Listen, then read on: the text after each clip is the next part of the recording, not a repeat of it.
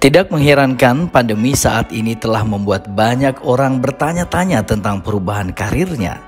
Di masa-masa sulit, peristiwa atau guncangan yang tidak terduga mengganggu rutinitas kebiasaan, menyentak kita keluar dari zona nyaman dan menuntun kita untuk mengajukan pertanyaan besar tentang apa yang penting dan apa yang layak dilakukan. Maka tidak mengherankan jika selama pandemi ini banyak orang memikirkan kembali karir mereka. Tapi apakah yang saat ini tepat? Bahkan bagi kita yang cukup beruntung ketika kita tidak dicoba sakit, merawat orang lain sakit, atau berjuang untuk memenuhi kebutuhan karena pandemi telah meningkatkan ketidakpastian dan membuat kita tidak siap secara psikologis, finansial, dan juga infrastruktur. Sahabat yang satu ini bercerita panjang lebar tentang kisahnya membangun karir, menjemput impian, dan menjalankan passionnya dalam bekerja. Ia punya moto bahwa your job is not your career.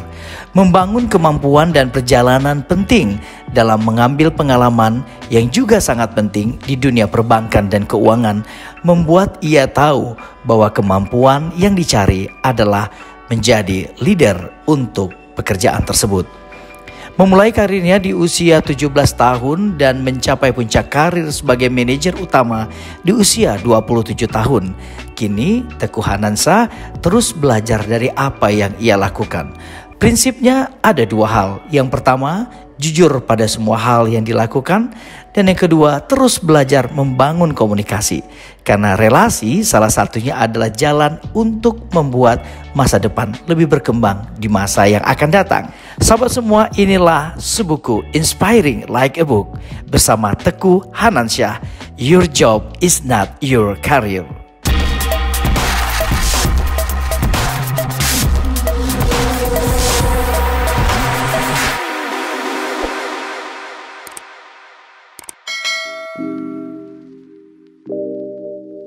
Assalamualaikum warahmatullahi wabarakatuh. Sahabat semua, ketemu lagi di Hendra Syah Official. Dan kali ini kita akan ngobrolin banyak hal tentang karir dan juga job.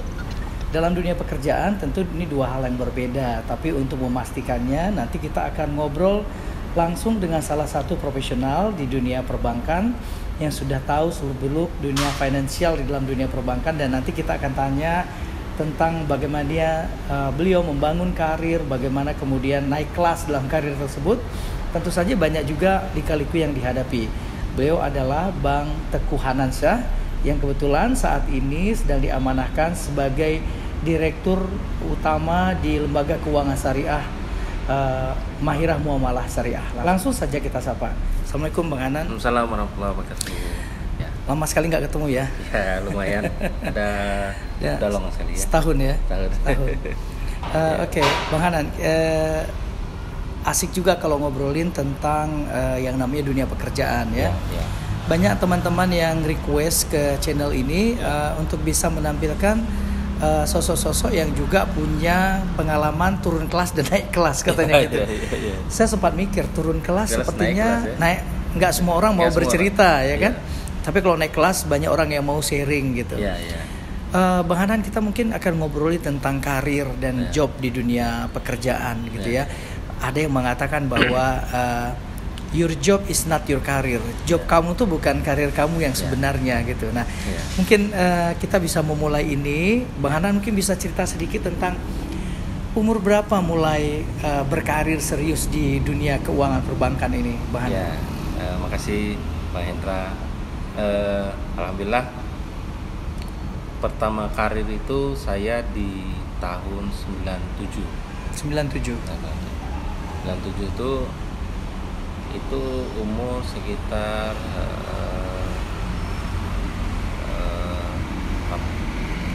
17-18 tahun. 17-18 ya. Jadi belum mau masuk ke dunia kampus. Nah, 97 saya masuk, 96 saya masuk di perusahaan Bank Internasional Indonesia. Oke. Nah, itu masuknya itu bukan dalam keinginan untuk memang kita berkarir dan tetapi saya malah memulai dengan visinya apa dulu nih. Visi pribadinya tentukan, ya. Oke. Saya pribadinya mau pingin jadi yang terbaik lah, nomor 1 dan jadi pemimpin. Nanti dia akan ngikuti sebenarnya. Tapi ini kan ya secara pribadi ya ditanya tadi. Artinya visinya, aku mau jadi pimpinan. Jadi caranya seperti apa? Ya, jadi harus punya akses masuk. Nah, akses masuk pada saat itu belum terbuka. Oke. Kemudian saya bertanya-tanya. Jadi kalau jadi pimpinan itu jalurnya seperti apa? Harus marketing, nggak bisa di operasional. Oke. Nah, marketing itu bagaimana? Terus saya buka ya referensi literatur, buku-buku saya baca, dan saya dapati bahwa jadi sales, penjual. Jadi kalau mau jadi yang terbaik, jadilah penjual. Oke. Ya pada saat itu mungkin sales ya. Ya sales. Saya memulai karir dari bawah, Mbak Hendra. Memang dari nol. Karena saya lihat saya pingin sekali bank yang terbesar. Kalau nggak salah saya itu BI sama Permata ya, terus Penin dan sebagainya. Maaf saya sebut. Itu adalah bank 10 top ya, top 10 ya. Top 10 di 10 atau 9 lah seperti itu pada tahun tersebut. Nah, pada saat itu ya saya masuk terus ya berkarir dengan kondisi jual produk ya. Ya, sama door to door. Kemudian dari yang nggak biasa habitnya ya keluarga yang disayang, kemudian teman-teman yang nggak ada, khususnya orang Aceh jarang ya seperti itu, menjual door to door dan sebagainya. Dan alhamdulillah dibekali lah oleh perusahaan. Dan dari beberapa orang yang dibuka sebagai agensi ya, pendaftaran untuk menerima ya mirip lah seperti bisa dikatakan seperti SPG lah kalau di perusahaan rokok.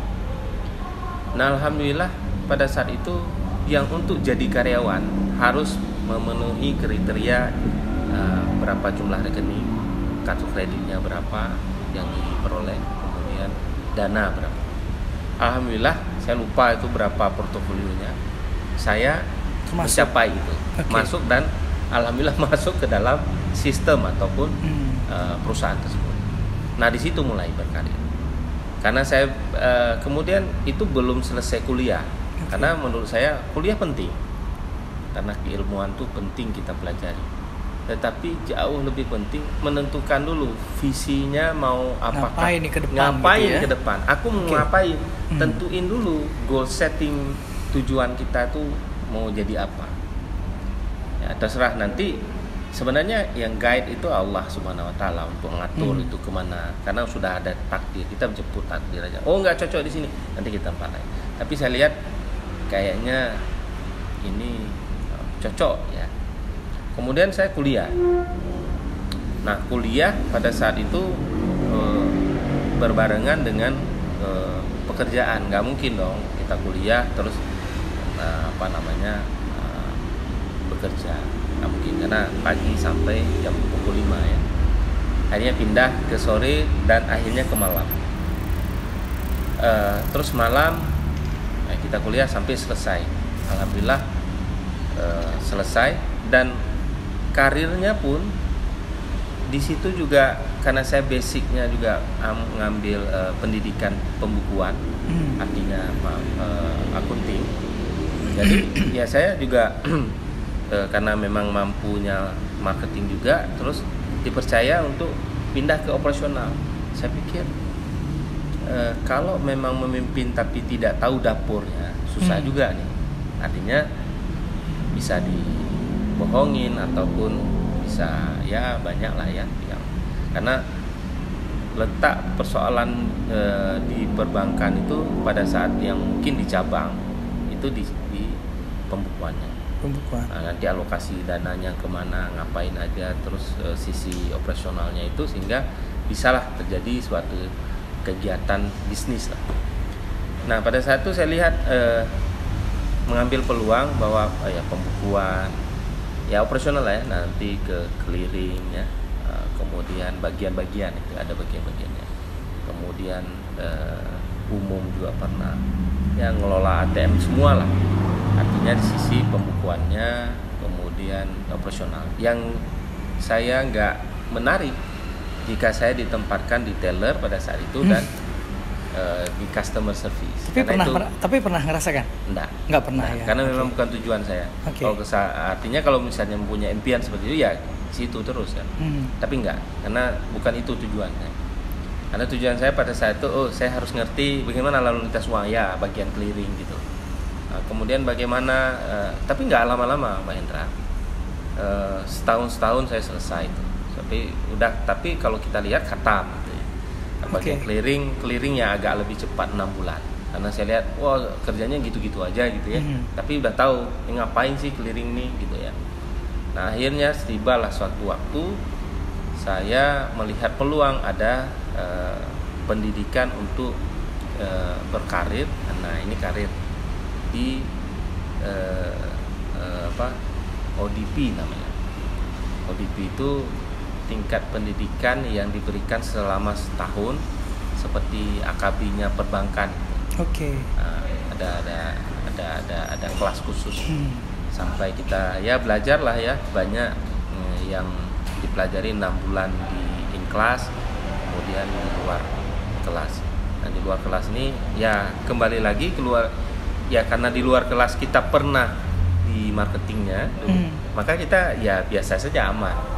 Akhirnya pada saat itu saya di Medan ditempatkan. Nah, kan uniknya adalah nggak tahu, artinya kita mungkin pendidikan pada saat itu sebagai accounting pernah. Pada saat di lapangan kita pernah. Artinya dua sisi yang memang itu yang dibutuhkan. Di keuangan itu dibutuhkan. Kemudian selesailah saya pendidikan selama setahun. Nah ini kan masalahnya sekarang muncul. 10 tahun saya di sebuah perusahaan Bank Internasional Indonesia pada saat itu. Kalau saya muter-muter di situ terus nggak jadi memimpin, ya ngapain pada saat niat awalnya. Sehingga saya belum hanya dapatkan sebuah karir, ini bagus karena kita udah sekolah selama setahun. Karena ODP itu ya baguslah pendidikannya. Tapi pada saat kita lihat ini calon-calon pimpinan ya harus sekolah itu dulu, MDP atau ODP.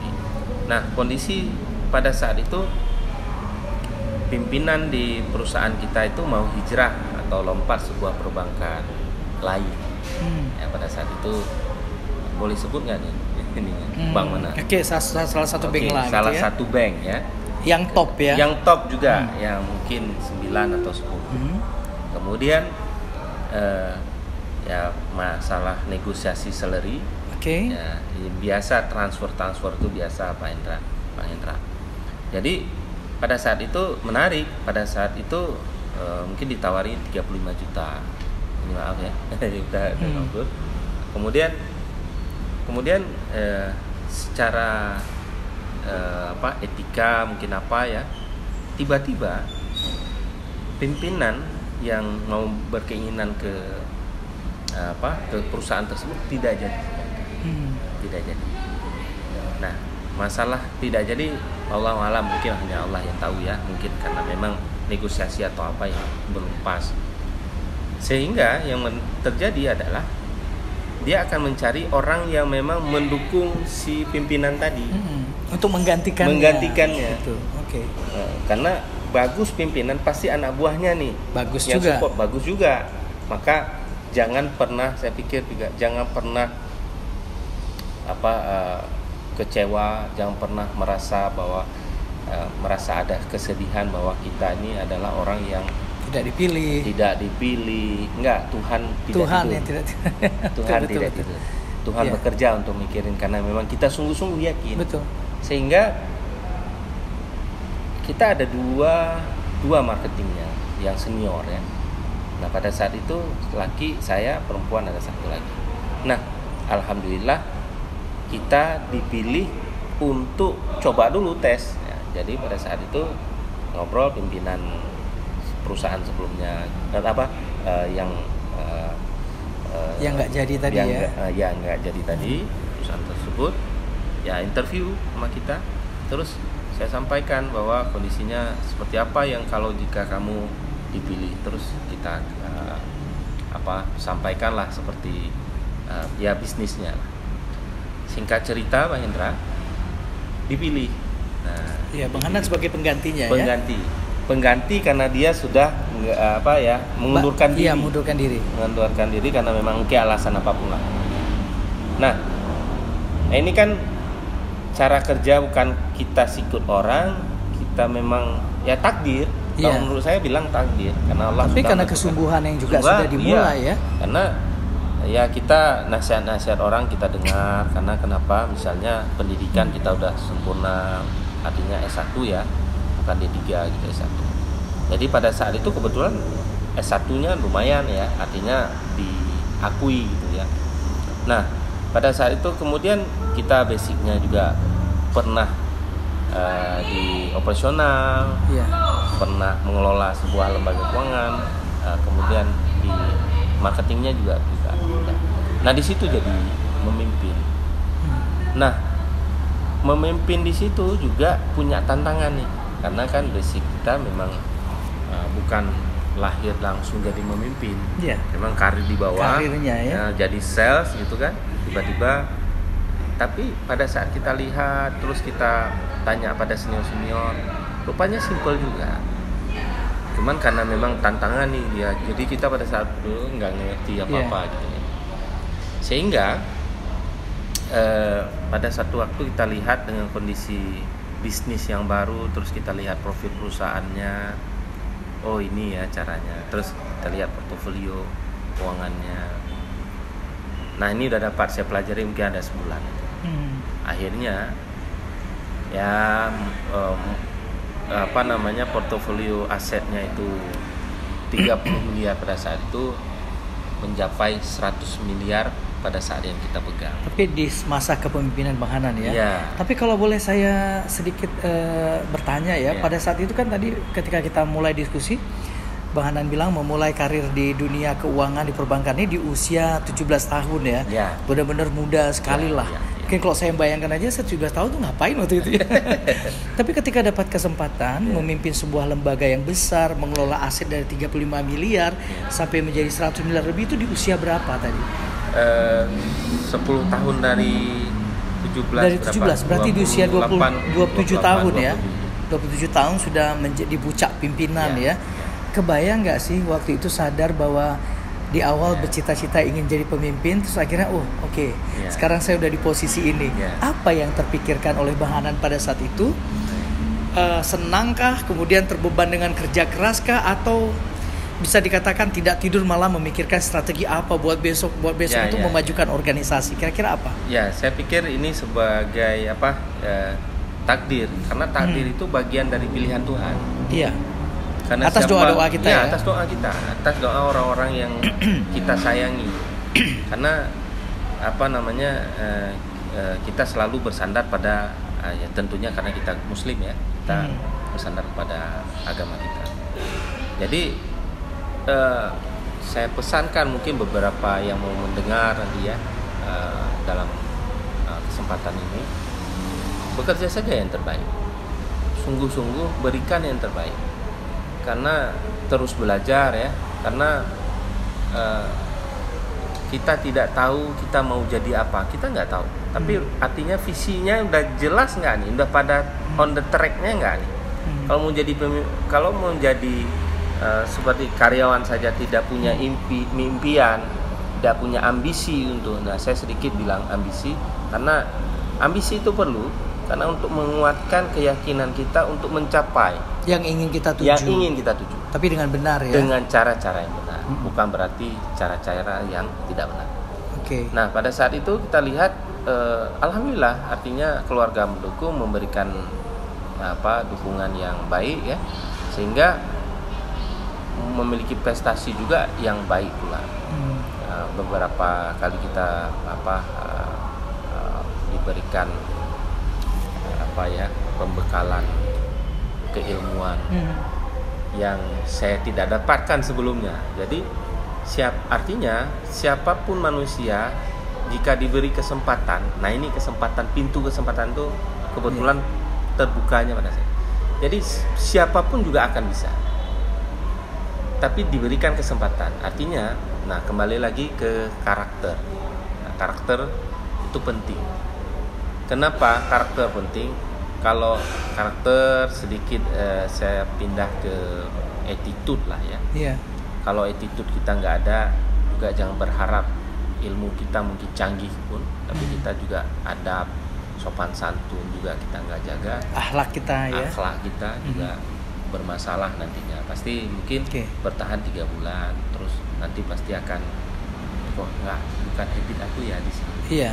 Artinya susah. Kalau boleh saya garis bawahi kata Bang Hanan tadi, kalau misalnya sehebat apapun kita punya latar belakang, pendidikan, pengalaman yang hebat, mungkin itu sebentar aja kalau kita nggak punya attitude, akhlak kemudian cara kita mungkin menghargai setiap apa yang kita dapatkan dalam pekerjaan itu. Bang Hanan, sedikit ini kan menarik ya, kalau dari usia 17 tahun kemudian di puncak pimpinan di pekerjaannya usia 27 tahun, tantangan kan nggak sedikit gitu kan tantangan nggak sedikit. Ada kaitan dengan job dan juga karir.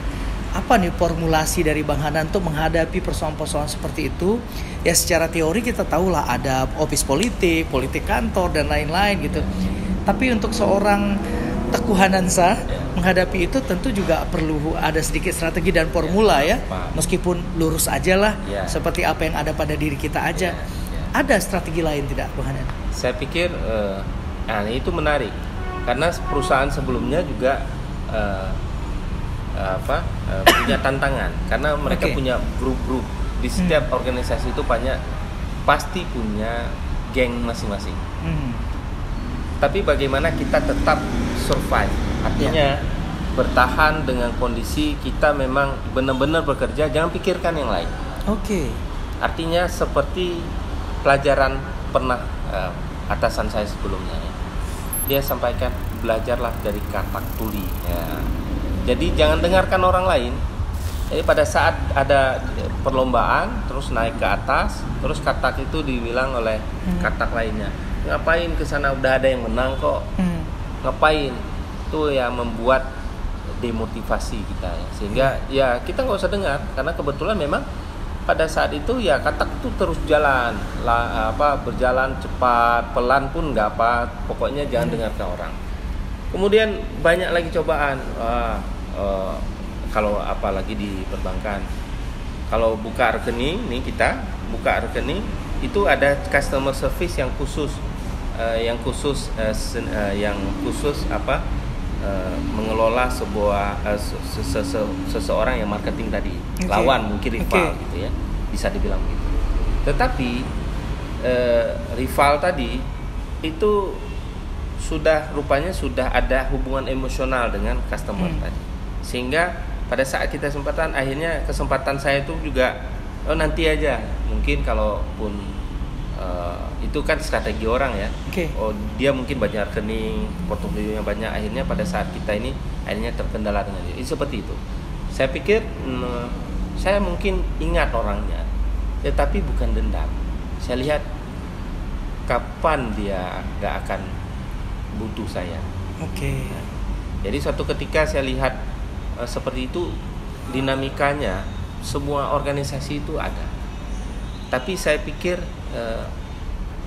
wah itu sebentar. Suatu ketika nanti kan rotasi juga. Benar, gak lama juga rotasi. Jadi kecuali perusahaan sendiri itu berbeda. Karena saya pikir, maka kalau nggak ada ilmu itu, kita lihat bagaimana sistem organisasi itu, akhirnya kita kalah. Padahal mungkin sedikit lagi capaian upaya kita untuk mendekati garis finish. Misalnya di organisasi lainnya, misalnya nanti dia berganti, karena berganti pemimpin pasti akan berganti pula. Nah kita tinggal nunggu sesuatu hal yang akan terjadi ya. Jadi seperti itu. Nah itu di organisasi yang sebelumnya. Nah pada perbankan yang baru saya jadi pemimpin itu dinamikanya rupanya lain lagi. Memimpin itu berbeda lagi. Karena rupanya ada juga geng lagi. Jadi bukan geng memimpin. Setiap tahun ada tantangannya ada. Ya. Setiap tempat jadi, ada. Jadi kemanapun kita pergi pasti ada tantangan itu. Tantangan. Tapi bagaimana tantangan itu kita kelola dengan baik, sehingga kita tidak stres ya, bagaimana berpikir positif, jernih menghadapi persoalan-persoalan. Jadi alhamdulillah. Jadi muncullah pada saat itu kata-kata statement saya bahwa orang yang kuat adalah orang yang mampu bertahan. Orang yang kuat adalah orang yang mampu bertahan. Jadi dalam kondisi apapun, kondisi tsunami ada, tapi kita sudah di Permata. Kondisi referendum pernah di Aceh. Jadi satu Banda Aceh ini itu cukup banyak orang yang kebetulan di pusat kota dekat Mesir Raya itu penuh dengan kondisi lautan manusia. Itu pernah kita lewati. Masalah konflik juga pada saat itu, kemiskinan juga masa itu. Jadi sampai dengan Covid ya. Covid juga.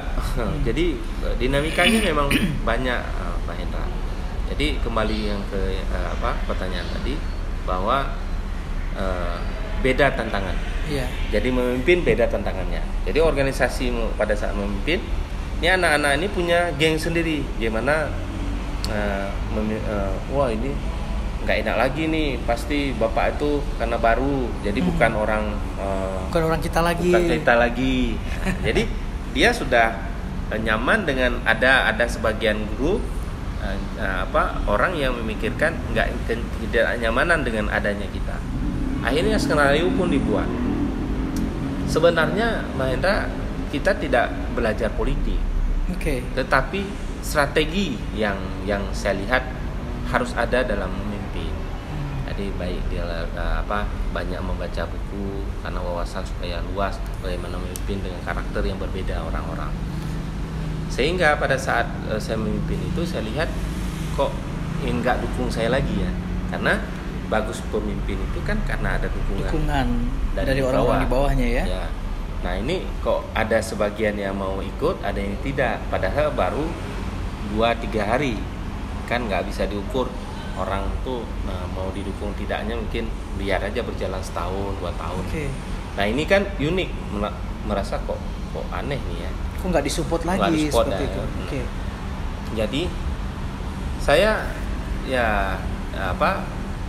bagusin hubungan saja, kita nampakkan bahwa kita itu mampu. Nah syukur ada pengalaman terkait dengan sisi sales tadi di awal. Jadi sales tadi bisa bagaimana kita merayu ataupun memberikan yang terbaik pelayanan.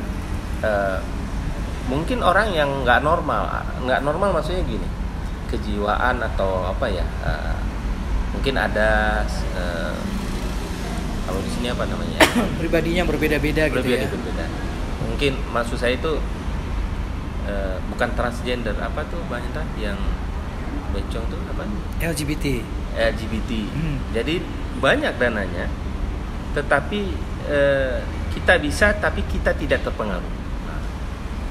Itu maksudnya gimana tuh? Artinya gini, kita masuk dalam kawanan itu, grup itu, dananya bisa kita dapat, tapi kita tidak terpengaruh dalam sistem, dalam kehidupan mereka. Maksud Bang Hanan itu kita bisa masuk dalam semua sistem meskipun latar belakang mereka apa saja. Ada yang PSK, di situ kan banyak, karena saya pernah di Medan juga, bagaimana mengelola, pernah di Jakarta. Nah, bagaimana tujuan kita apa, terus kita punya pribadi yang tidak seperti itu. Artinya tujuannya apa? Dananya bisa masuk. Fokus pada pekerjaan kita ya. Bukan lingkungan yang ada. Kadang orang terpengaruh dengan lingkungan. Itu salah satu rumus yang bagus sebenarnya ya. Artinya kita berpengaruh tetapi tidak terpengaruh. Seperti itu kata-katanya mungkin. Bang Hanan, kalau melihat lintasan dari usia yang muda sampai tadi di usia yang masih belum terlalu masih usia 27 tahun, masih muda juga, udah punya jabatan puncak kepemimpinan. Kalau dihitung secara karir, sudah rentang berapa puluh tahun nih berkecimpung di dunia perbankan itu? Kalau saya dihitung itu until now, sampai sekarang 24 tahun. 24 tahun. 24 tahun. Sejak usia 17 ya. Sampai sekarang mungkin 40-an ya. 24 tahun. Ini sekarang Bang Hanan pernah nggak merasakan ya kalau jenuh sih wajar aja kan. Jenuh, tapi kan sekarang kalau kita lihat tetap berkarir di situ meskipun formatnya sudah berbeda ya. Pengelolaannya juga sudah berbeda. Bagaimana rahasia menghadapi yang kayak gitu tuh? Bang Hanan jenuh dan pengen kayaknya capek tapi akhirnya terjun lagi di situ karena cinta pekerjaannya. Ya, ada pada saat satu kelas Pak Hendra, kelas ODP tadi, kelas pemimpin itu. Jadi di perbankan ada namanya ODP itu. Jadi kita masuk dalam kelas itu, selesai kelas itu nanti akan diprogramkan menjadi pemimpin. Oke. Nah, di akhir kalau di sana bukan wisuda ya, ada tesnya juga, interview pada pimpinan direksinya. Ada satu yang menarik di teman-teman juga, saya ada in kelas itu ada anak 40. Ketika ditanya, kamu mau jadi apa 5 tahun ke depan? Hanya itu pertanyaannya, bukan ke saya, sama teman-teman. Saya mau jadi kepala bagian Pak. Terus ada teman lagi jadi pimpinan, macam-macam lah. Kemudian pimpinan di Pekanbaru Pak, kemudian kepala divisi Pak, dan tidak pernah ada yang berbicara saya mau jadi CEO atau pemimpin daripada perusahaan itu yang top. Tibalah giliran saya. Jadi pada saat itu saya sampaikan, kamu 5 tahun lagi mau jadi apa? Enggak kabak, enggak pimpinan, enggak, karena saya udah dapat semua itu sudah pernah coba ya. Nah, jadi saya mau jadi menggantikan Bapak direktur, bilang gitu ya, direktur. Ketawa semua, ketawa, teman-teman ketawa. Jadi nggak mungkin. Udah terserah lah. Artinya pada saat itu impian, namanya impian. Iya. 5 tahun kan gratis itu. Saya ucapkan, alhamdulillah ucapan itu jadi doa ya. Doa. Jadi sudah mendarah daging ya, saya pikir. Artinya pimpinan, kalau pimpinan ya biasa aja, rupanya udah jadi pemimpin biasa aja. Yang ngelola dana dan sebagainya udah biasa. Jadi saya pikir monoton juga ya gini gitu ya. Karena andaikan saya nggak masuk dulu di sales, mungkin saya akan kelabakan untuk bagaimana ya cara mengelola, bukan hanya orang, manusia kan nasabah banyak, bukan hanya keuangan gitu ya. Tapi bagaimana trik mungkin boleh jadi kita bisa ditipu, tapi kita pernah basic di pembukuan, artinya di operasional. Jadi banyak pengalaman, intinya adalah kita belajar aja deh. Jadi jangan kalau berhenti, udah cukup, nggak usah lama-lama juga di satu bidang tuh, nggak perlu lama. Saya juga nggak terlalu lama. Artinya tujuannya yang penting untuk bekal pada karir yang top, karir. Alhamdulillah. Nah, setelah dari bank yang saya mimpin tadi, saya berpikir malah kan 5 tahun tadi pada saat saya di interview itu 4 tahun di perusahaan sebelumnya perbankan, perbankan yang setelah Bank Internasional. Jadi setelah saya lihat ini kayaknya menarik juga nih, kebetulan ada tawaran dari gubernur untuk memimpin sebuah perusahaan, cuman kelasnya BPR, Bank Perkreditan Rakyat. Nah, BPR bisa dibilang hidupnya biasa aja lah, bagus kali enggak, buruk kali juga ya lumayan lah. Saya lihat ada penawaran itu, kebetulan gubernur pada saat itu menulis surat ke saya secara khusus untuk bagaimana mendukung ini ya, karena perusahaannya rugi kalau kita lihat ada 12 miliar. Nah, masalahnya adalah setelah saya lihat profil perusahaannya, ini Cilember juga nih, terus hampir seluruh Aceh itu ya. Jadi saya ambil kesempatan meninggalkan sesuatu hal yang memang sudah tersistem besar, pokoknya kita enak ya enak asik. Artinya untuk mengelola tantangan baru yang belum jelas pun memang untuk ini ya, untuk benefit secara khusus ke kita. Tetapi apa yang perlu saya istikharah, berdoa pada Allah, apakah ini pilihan terbaik? Saya diskusi sama orang tua dan keluarga. Kemudian keluarga mendukung, karirnya ini bagus, tetapi perusahaannya kurang bagus. Bagaimana kita tingkatkan, dan tantangannya di situ.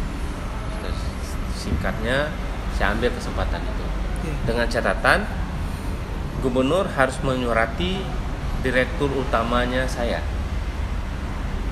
baru boleh saya keluar. Kalau enggak disetujui, saya enggak keluar, karena ditahan juga di perusahaan yang lama. Akhirnya 3 hari surat itu dibalas. Teman saya mau pindah dari Pematang Siantar pindah ke Medan. Sebagai pemimpin keluarganya di Medan. Itu 6 bulan nggak selesai. Kalau saya mungkin ada kesempatan ini, kalau saya biarkan tanpa ada bargaining lah bahasanya, akhirnya dengan surat itu 3 hari beres. Gubernur meminta saya SDM orang Aceh asli untuk mengelola bisnis BUMD daerah. Akhirnya saya ambil kesempatan tuh, Kanwil nelfon, gimana nih, kenapa kok bisa? Ya banyak lah ya, tahan di sini aja, naikin gaji dan sebagainya. Saya pikir ulang karena udah ambil kesempatan itu.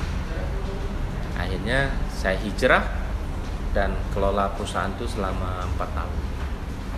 Alhamdulillah tumbuh berkembang 100 miliar lebih ya, lebih 150 lebih, dan untung juga. Itu ada di jejak digitalnya, saya ada, dan alhamdulillah di situ. Nah, singkat cerita lagi, kan udah jadi memimpin tuh. Jadi saya pikir memimpin itu udah jadi. Setelah sukses harus ditinggalkan ya. Tinggalkan ya. Harus selesai tuh sukses tinggalin, karena memang kita bukan pemilih, Pak. Iya. Nah, karena itu menarik sekali. Bukan pemilih. Jadi kan enggak apa-apa, dari perjalanan karir itu hidup ya. Jadi ada pasang surut, kita lihat bahwa kondisinya kenapa kita nggak jadi pemilih. Nah, karena pemilik itu ya dia kan nggak akan, kecuali perusahaan itu akan gagal bayar ataupun bangkrut dan sebagainya, mungkin ada risikonya. Tapi kalau kita kelola baik, efisien, pasti berhasil. Nah, artinya saya melihat bahwa dalam perjalanan itu muncul bahwa kehidupan ini butuh memang kredibilitas. Nah, kredibel artinya jika kita lakukan dengan baik pekerjaan,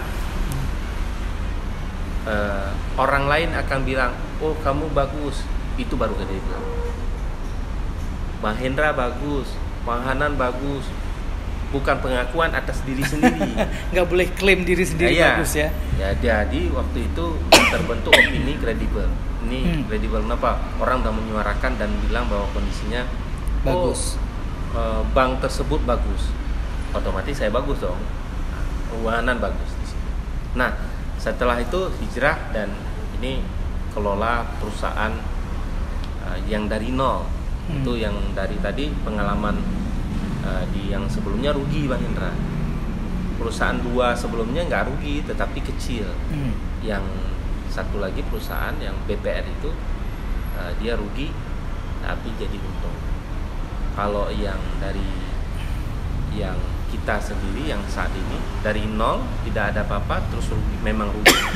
Dan 2 tahun 5 bulan untung besar. Dan alhamdulillah bisa membantu masyarakat dan mengurusi juga. Ini yang sekarang ya, alhamdulillah. Gitu. Dari yang sudah kita dengar tadi itu banyak sekali masukan, juga ada insight lah bagi saya pribadi, mungkin bagi yang nonton juga. Ya. Mungkin ada satu hal Bang Hanan mungkin yang perlu di-sharing juga kepada sahabat kita semua, apa rahasianya di tengah banyaknya gelombang, tantangan dan semua itu tuh Bang Hanan masih tetap terlihat bisa sabar, bisa kuat, terus menuju garis finish karena tujuannya tadi adalah kebermanfaatan dan membesarkan sesuatu yang tadinya terlihat kecil dan terlihat tidak, mungkin orang tidak respect lah katakannya, sampai akhirnya besar, sudah berhasil membesarkannya, bukan meninggalkannya tapi memberikan legitimasi lagi kepada orang lain untuk membesarkannya gitu. Apa rahasianya Bang Hanan? Rahasianya simple, tidak terlalu banyak rahasia yang jelimet. Pertama, kita itu value-nya harus ada. Value-nya apa? Dapat dipercaya. Oke. Kalau kita bisa dipercaya dan orang yakin sama kita, itu satu hal penghargaan khusus itu ya. Karena nggak semua orang bisa dipercaya. Oke. Jadi untuk membentuk kepercayaan itu kita harus buktikan dengan pekerjaan yang nyata. Karena dengan kerja keras nggak akan mengkhianati hasil tentunya kita juga harus mikir bahwa pekerjaan yang kita lakukan ini bermanfaat nggak untuk orang lain. Nah ini. Yang kedua, saya pikir dari seperti yang saya sampaikan tadi, kredibilitas itu inti puncak dari bahasa yang saya mau komunikasikan itu adalah komunikasi. Kalau kita nggak pernah komunikasi hanya satu kelompok saja ya, jadi mungkin Pak Hendra lebih tahu bahasa komunikasi ya. Intinya itu hubungan ya, komunikasi hubungan, itu hubungan. Bahasa Chinese-nya itu adalah Jiangxi.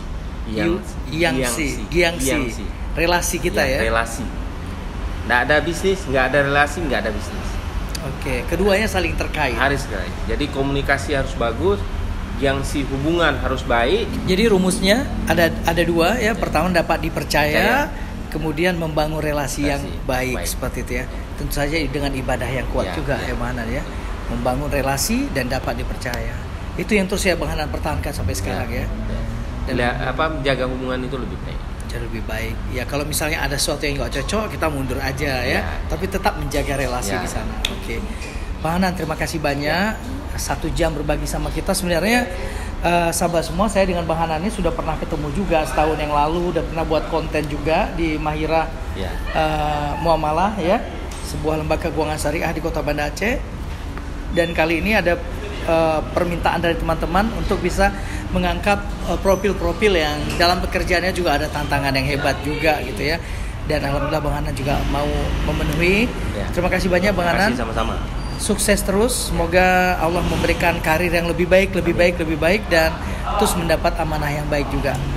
Dan sukses juga dan banyak juga memberikan inspirasi dan kebermanfaatan ya. Terima kasih sekali lagi Bang Hanan. Terima kasih. Sahabat semua, banyak sekali insight yang kita dapatkan dari obrolan saya tadi dengan Bang Teguh Hanansyah yang seorang profesional di bidang keuangan dan juga perbankan. Dan saya sendiri tadi banyak belajar, terutama salah satu halnya adalah bagaimana kita tidak terlalu fokus pada tantangan yang kadang-kadang mengganggu perjalanan karir kita.